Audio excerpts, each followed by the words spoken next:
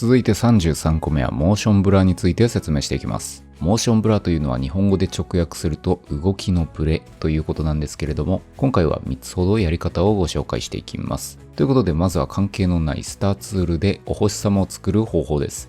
スターツールをダブルクリックして作成しておいてから、大きさを変えたいときはこの内半径と外半径を2つとも動かす必要があるのですが、正直これはめんどくせえなと思ったところで、この内半径のピックウィップを外半径に接続、そして最後に割る2という風に打っておくと、外半径を動かすだけでこんな感じで均等に星が動くようになります。ここは今回のモーションブラーとは関係ないんですけどね。さあということでまずは動きを作っていきましょう。星を画面の外に配置しておいて1のところでキーフレームを打ちます。そしたら動きが速いほどブレも大きくなりますが、今回はこんな感じで星が右上から左下へと動くようにしておきましょう。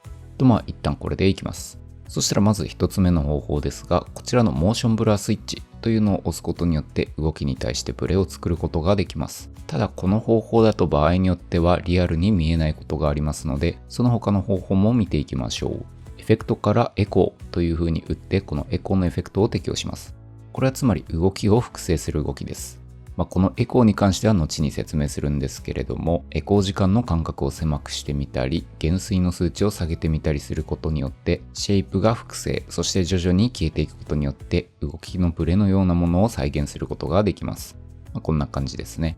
もちろん先ほど使ったモーションブラーを組み合わせたりすることもできます。これでさっきよりも多少はブレ感は出たかもしれません。そしてもう一つ方法としては CC フォースモーションブラーというのがあります。この CC フォースモーションブラーは映像内の動きを解析してくれて、その動きに応じてブレを自動的につけてくれます。もし最初に紹介したモーションブラーのスイッチが入っている場合は、このネイティブモーションブラーというのをオンにすることによって、そのモーションブラーも反映してくれることになります。あとはこのモーションブラーサンプルズとかで調整してみてはいかがでしょうか。